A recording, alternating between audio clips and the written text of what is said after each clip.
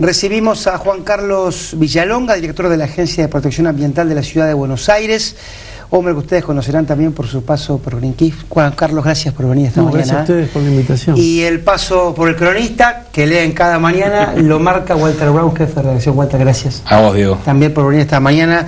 Juan Carlos, hablando fuera de cámara, la verdad que no sabíamos, no estábamos muy enterados de tu paso por la gestión estatal.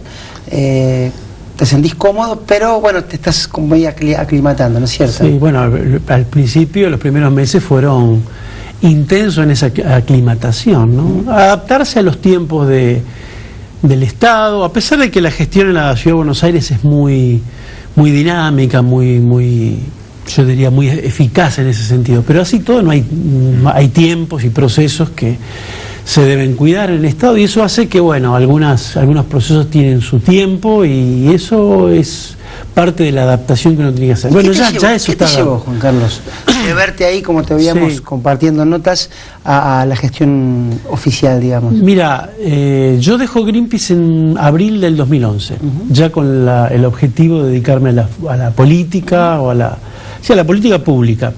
En ese momento salimos con la agrupación Los Verdes, que claramente es una agrupación ya con vocación política. Y yo te diría que a partir del inicio del segundo mandato de Mauricio Macri, que hubo, por tomar una referencia, digamos, ¿no? El segundo mandato comienza con una impronta bastante diferente. También marca en el ámbito ambiental un momento en que cambia el ministerio, pasa de quien estaba en ese momento, que era Picardo, pasó a Diego Santilli. Ahí hay un cambio importante, también la dinámica, el diálogo con el sector no gubernamental. Comienza a haber una dinámica distinta que me hizo aproximarme bastante a la gestión, y después se dio una situación que me llama, quien siguió a Diego, que es Edgardo Sensón, el nuevo ministro. Yo tenía una aproximación, te diría, importante, coincidencias importantes. Y creo que para mí fue muy natural en ese sentido. Hubo que, bueno, discutirlo dentro de Los Verdes, bueno, cuál era la razonabilidad de esto, y la verdad que hubo un entendimiento muy bueno. Y la experiencia es muy interesante, y te diría que las dudas que tenía al comienzo respecto de si, bueno, la gestión me iba a convencer, si mis convicciones iban a poder ser incidentes y poder mantenerlas en un ámbito en el cual uno tiene que dialogar y consensuar cosas con mucho más gente, ¿no? Una gestión que obviamente es del gobierno de la ciudad.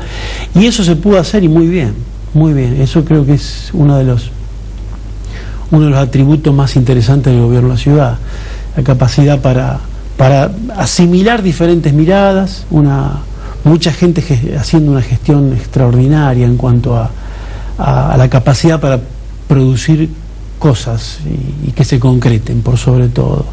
En ese sentido me siento muy contento y cómodo, ¿no? Walter. Sí, decías esta diferencia de pasar de una organización de protección ambiental a la gestión. Digo, ¿se puede finalmente cristalizar aquello que uno estuvo reclamando durante tantos años desde la gestión? Me imagino que te debes estar encontrando con reclamos ahora de Greenpeace a lo que pasa en la Ciudad de Buenos Aires, ¿no? Cuestiones de medio ambiente. Lo que más me pasa es estar del otro lado de cosas que yo generé, o que generé con bastante protagonismo. Tener que implementar o ayudar a la implementación de la ley basura cero, eso es muy desafiante.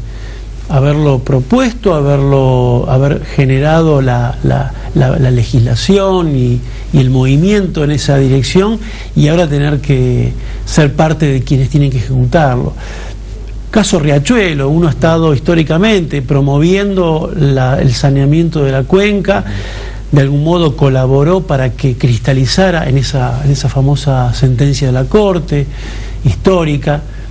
Y hoy día estar sentado del lado del acusado, porque no del acusado, el que está así cumpliendo una pena, porque la nación, la provincia y la ciudad están obligados por una sentencia de la Corte a sanear el riachuelo. Entonces uno está ahora del lado de quien tiene que cumplir esa pena, y es muy interesante esa dinámica. Pero se da en muchos sitios, ¿eh? En el COFEMA comparto ese sitio con todos los secretarios de ambiente de las distintas provincias. Y con casi todos he tenido discusiones. Sí. Las primeras reuniones era, ¿te acordás de mí? Eso pasaba. Pero es muy interesante esa dinámica y creo que es positivo, es un desafío que tenía ganas de hacer. La verdad, en un plano más general, yo diría, en la Argentina, ¿por qué doy el salto o voy hacia la política? Porque creo que desde la opinión pública, la Argentina ha tenido un salto enorme en cuanto a la percepción de lo ambiental. Eso es muy importante porque eso ha permitido, entre otras cosas, que se haya aprobado muchísima legislación en materia ambiental en los últimos años. Recuerden lo que ha sido la ley de bosques, la discusión por la ley de glaciares. Es decir, muchísimas leyes, algunas tuvieron mucha visibilidad, pero también muchas otras, de eficiencia energética, renovables. Es decir, que la opinión pública y que eso se cristaliza en legislación es como que era un camino o una instancia que había madurado en la Argentina. Lo que está completamente paralizado o donde fracasamos es en la gestión o en la implementación de esas leyes, en la política que desarrollan el gobierno, el Poder Ejecutivo. Creo que a nivel nacional esa deuda es muy grande. Entonces, de algún modo el paso a la política tiene que ver con eso. Argentina, para mí, tiene un gran activo en cuanto a cómo opina la opinión pública en cuanto a los temas ambientales, cómo permea eso en el sector legislativo, parlamentario, y creo que la gran deuda es la ejecución de esas leyes, ¿no? Entonces allí es donde me parece que tenemos un gran pasivo que remediar, que levantar, y bueno, en ese sentido donde siento que allí está mi misión ahora. Quizás la batalla cultural que era que los temas estuviesen presentes en la agenda pública, esa batalla ya está ganada. Falta que cuando los funcionarios llegan al gobierno tengan la vocación de cumplirlo, de implementar. Ya te digo, muchísima legislación que está, incluso en la Ciudad de Buenos Aires, muchísima legislación que no estaba en plena vigencia. Eso es lo que estamos tratando de activar y ponernos al día en eso. Juan Carlos, la semana pasada, con el tema de los cortes de luz, volvió a abrirse un debate muy, creo que útil, sobre los combustibles de energía que se usan en la vida doméstica, en este caso de la ciudad. Sé que vos estás trabajando con el tema de las energías renovables. ¿Eso suena a una utopía? ¿Suena a algo a muchísimo plazo? No, mira, las renovables hoy día son, te diría, plenamente competitivas, y estoy básicamente hablando de energía eólica y biomasa. Esas dos tecnologías hoy, yo diría, cuando la cancha no está inclinada, es decir, cuando no hay subsidios que distorsionen la competitividad de ambas, de tanto los hidrocarburos como las tecnologías convencionales, estas dos, eólica y biomasa, compiten perfectamente, son más baratas incluso. Lo que pasa es que tenemos un sistema, en la Argentina en particular, energético, que está absolutamente distorsionado por la inmensa cantidad de subsidios que existen y que hacen que, bueno, las tarifas, los costos, digamos, toda la cadena de producción energética está totalmente distorsionada. Ahora, eso cuando, te diría, se limpia, uno mira los costos puros de una tecnología convencional con estos, hoy son competitivas, y de ahí el boom de inversiones en renovables en todo el mundo. Chile es uno de los países que tiene uno de los mercados más dinámicos en renovables, particularmente en solar. Solar ha tenido una caída de costos extraordinario. Las inversiones están creciendo en todo el mundo a niveles realmente muy, muy importantes.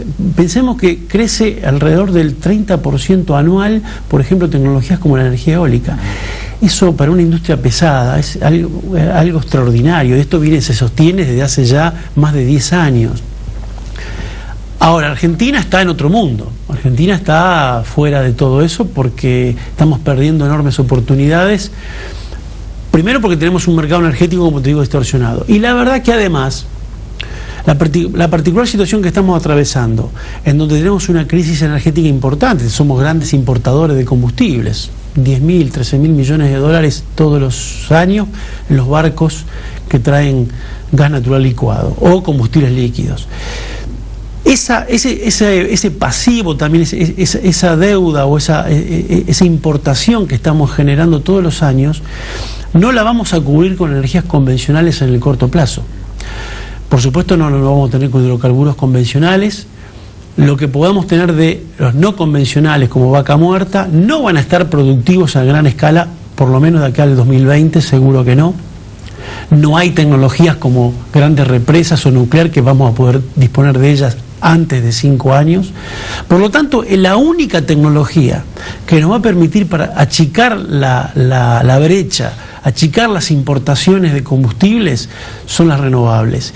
Y esto es algo que la industria ya lo ha percibido y en buena medida algunos sectores de la política lo han percibido.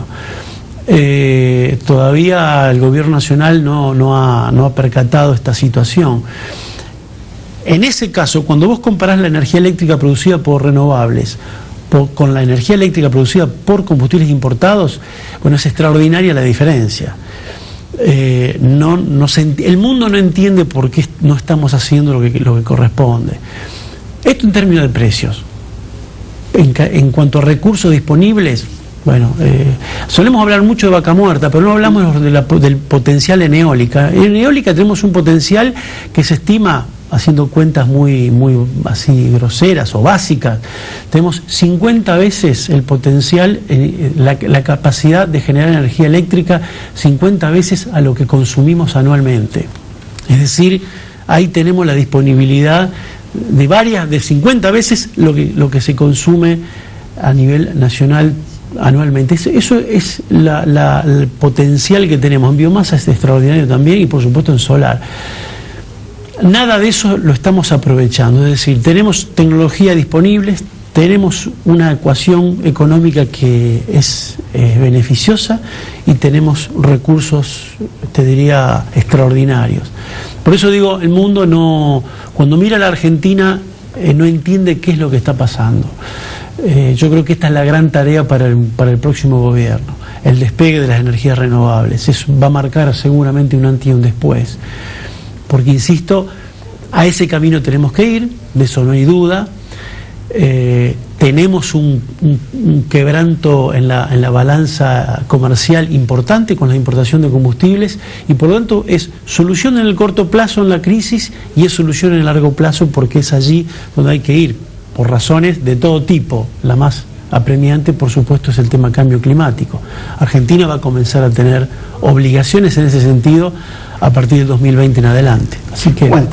Sí, a propósito de esto y enganchando con lo que es tu futuro inmediato en la política, como candidato a diputado nacional, te pregunto si la idea es avanzar desde una legislación que beneficie y la inversión en energías renovables. En Argentina hoy, por ejemplo, en el caso de la energía eólica, la única empresa que está funcionando en ese aspecto es INSA, la empresa de Pescarmona, a la que no le está yendo del todo bien tampoco con esta historia, ¿no? No. INSA ha sido una de las que ha apostado por el desarrollo de tecnología propia, lo ha logrado, digamos, pero lo que ha podido hacer en la Argentina es básicamente algunos proyectos que para una empresa que arranca, que empieza a desarrollar tecnología, no es suficiente, hay que instalar mucho equipamiento para ir haciendo una curva de maduración tecnológica que permita que el producto esté bien tecnológicamente y con los verdaderos costos que tiene que tener. No ha madurado el mercado como para quienes han hecho apuestas como este tipo puedan madurar. Y por supuesto sí, tenemos una legislación que hay que adecuarla a los tiempos y además, por ejemplo, Argentina no tiene algo que también en la mayor parte del mundo existe, la posibilidad de que nosotros como consumidores de energía podamos generar energía renovable en nuestros propios domicilios, en el propio sitio donde se consume la energía, integrados a la red eléctrica, de manera que la generación renovable que yo pueda producir o la aprovecho en mi casa y si tengo de sobra la vuelco a la red. Esto es muy importante porque esto hace mucho más estable las redes eléctricas, donde hay ya muchos